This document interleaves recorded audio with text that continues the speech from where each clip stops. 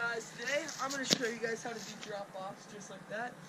And it's not that hard if you just stick with it and learn. Obviously you're going to have to build up to it. This one's pretty good height. So please watch the video if you want to learn how to do drop-offs like this. Alright, so there's all kinds of different drops. There's just straight flat drop-offs like this one where it's just flat ground to flat ground, right? And those could be harder because you're just going flat ground, right?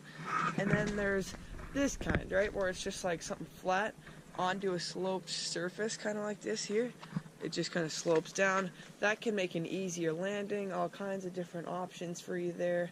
But a lot of the time those do really matter where you land, because oftentimes you find those kind of drop-offs on trails, and you just make sure you're looking to see where you're going.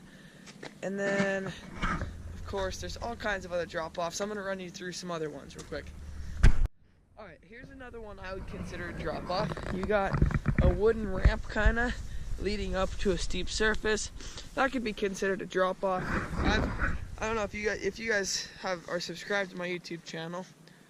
You would, one, know that I hate bugs because they're just annoying. And two, when I'm up in Whitefish, there's a trail called Overflow, and there's an Overflow drop park at Whitefish Mountain Resort there, and it's got all kinds of different drop-offs which are fun to hit, but one of them is actually just like a really steep wooden slope, and they call it a drop, so I'm gonna call it a drop too. And they just basically just get really steep, and I could consider it a drop because if you ride it wrong you can just flip straight over the handlebars, which would not be good, so we'll go over that one too. So here's another one. It's just pretty much a curve, a little bit taller kind of, and I don't know, maybe halfway up my shin. Not very much, but it can still throw you off during the ride if you're not paying attention or doing things correctly. So we'll go over that too.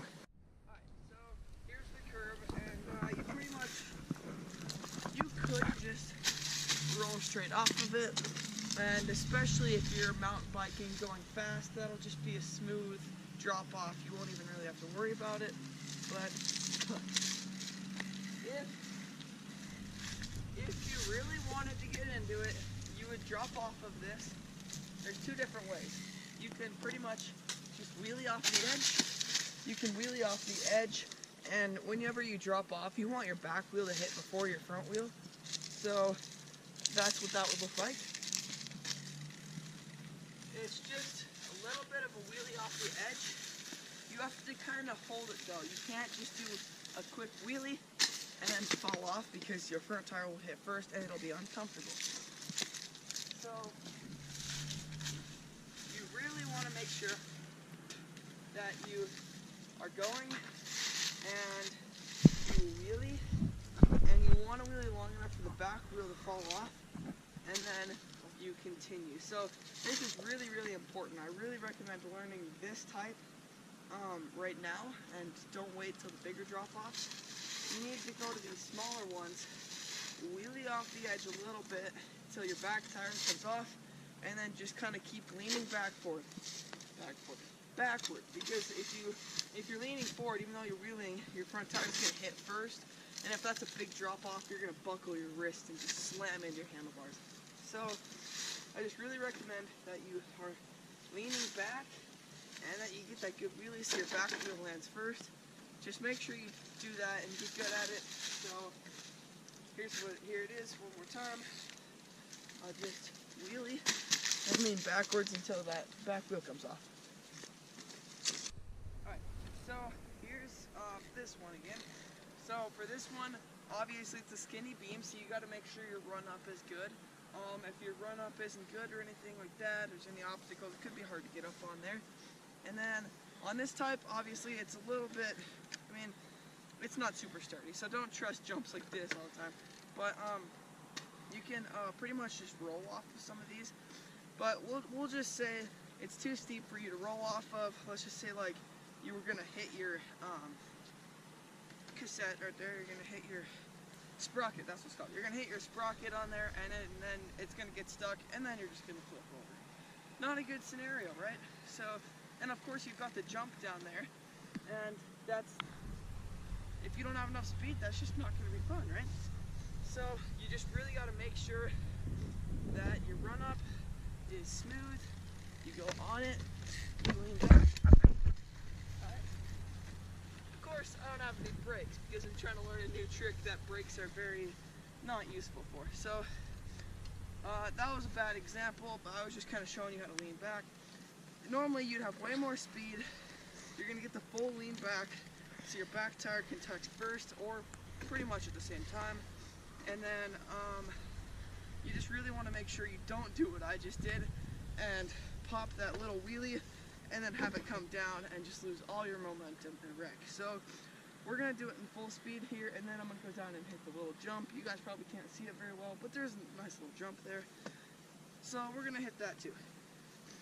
So just watch me on these key points here. I'm gonna have a good run up, go up the board, and you can even kind of bunny hop off of it. If it's a jump, you can kind of do a little bit of a bunny hop. If you don't know how to do that, subscribe to my YouTube channel, look back at my further videos, maybe it's like 6 videos ago maybe, and yeah, I'll teach you how to bunny hop in that video. And basically you just lift your front wheel and then your back wheel with your feet as a jump kind of. So just kind of jump it and land smooth and then go off, right? So get a good run up here. Make sure you've got good speed, line up with the jump, and you just hit it.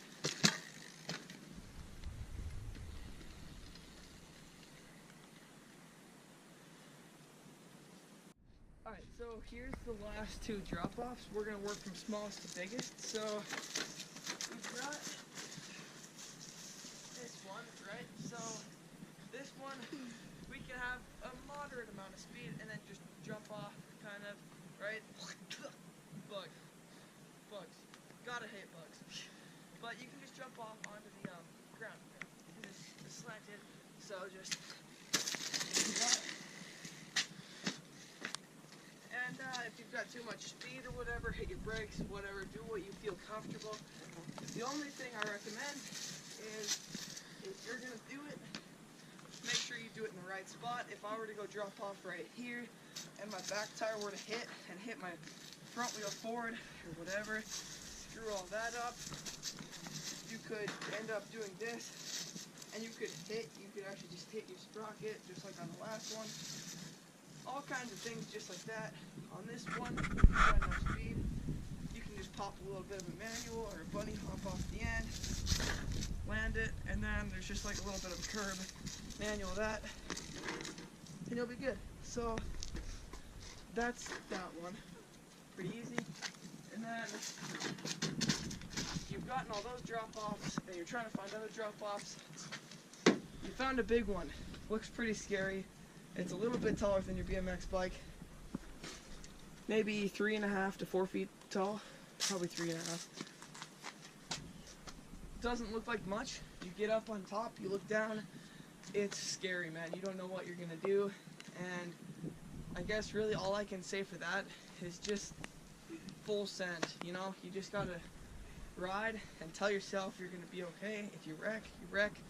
Bruises will go away. I doubt you're gonna break a bone on this one. It's not too much, but if you get hurt, don't blame it on me, man. It's not my fault.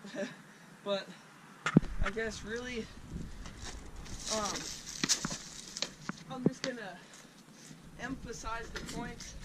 You just really have to be careful that you pop that wheelie and practice on the smaller ones. Don't move up to the big ones till you've made sure that you're getting good at it. You need to be able to pop and hold that wheelie till your back wheel goes off the edge, and then you want your back wheel to hit, and then your front wheel, and then you can just ride away. If you were to like just try to ride off, if you didn't have enough speed and you tried to just ride off, you would hit like that, and it would just swing over, and you'd just go over the handlebars and face plant, which is never good. Sometimes though, if you've got enough speed, you're on a mountain. Most of the time they'll have an angled drop off like that one, but you're on the mountain. A lot of times you'll be able to just like pop a quick little manual off the end and hit it.